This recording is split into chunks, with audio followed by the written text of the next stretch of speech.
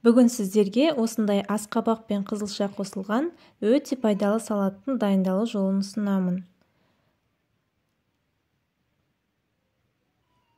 Асқазанға өте жеңіл және дәмді болып шығады.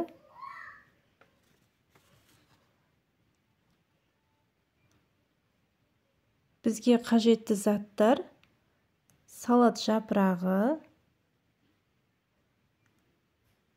алдын ала суда пісірілген қызылша, асқабақ және зәйтүн майы. Болмаса, кәдімгі сұйық майда болады. Ең алдымен біз салат жапырағын салқын суға тазарту үшін 30 минутқа салып қоямыз. Одан кейін асқабақты 4 бұрыш етіп турап аламыз.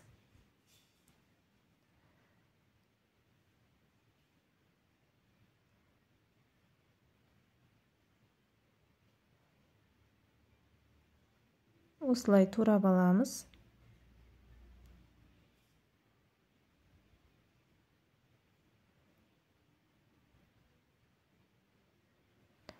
Енді бір ыдысқа асқабағымызды салып,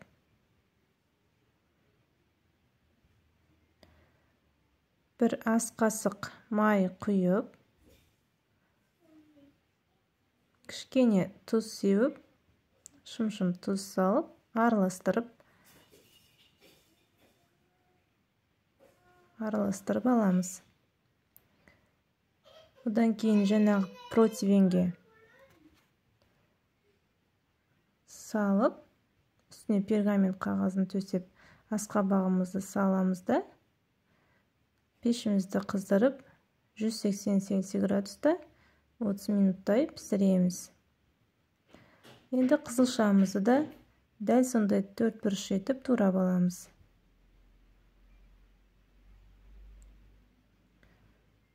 Қызылшамызды турап аламыз.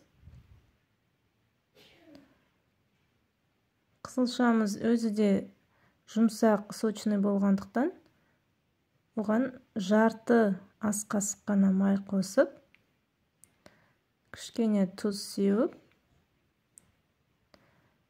араластырып аламыз.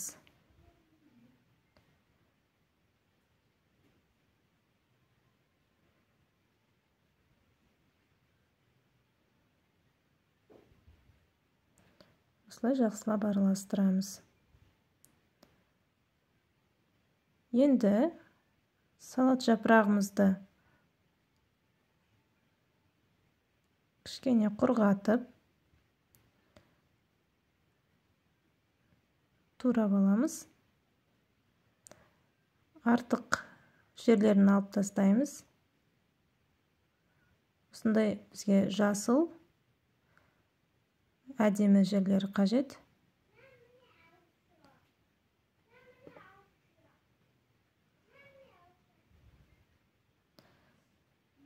Енді асқабағымыз біздің жартылай піскен. Оның жанына жаңа қызылшамызды қойып, екеуін бірге 15 минуттай пісіреміз. Кішкене қара бұрыш сепсеңіздер болады. Енді біз салатымызды жинаймыз.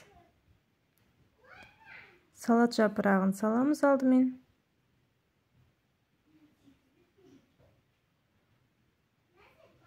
Салат жапырағын саламыз.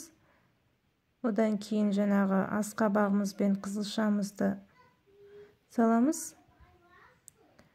Менде енді пісіп шыққандықтан кішкене жылы ыстық күйінде болып тұр. Кішкене суытып алып жасасаңыздар да болады. Немесе жылыдай да болады. Осылай әдемілеп салып, бізге салатқа қосымша тұз ештеңе қажет емес, өйткені жаңағы пісірілу барысында тұзымыз қосылды. Енді салатымызды қазір әрлейтін боламыз. Бетіне үйде қандай заттарыңыз бар? Жаңғақ немесе жаңағы асқабақтың дәні болса да болады, ал менде мейіз бен кунжут болғандықтан осылай әдеміледім.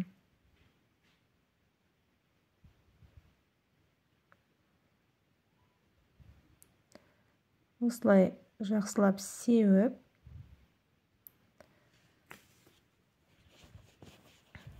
кішкене зәйтүн майынан қоссаңыздар болады бетіне.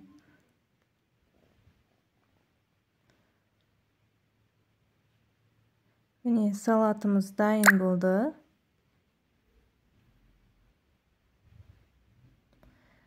Осындай өте әдемі болып шығады және тәбетті ашады.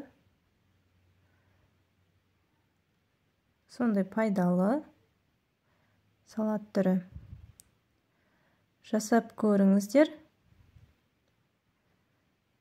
Егер де видео ұнаса, соңына дейін қарап лайк басып, тіркеліп қойыңыздар каналға.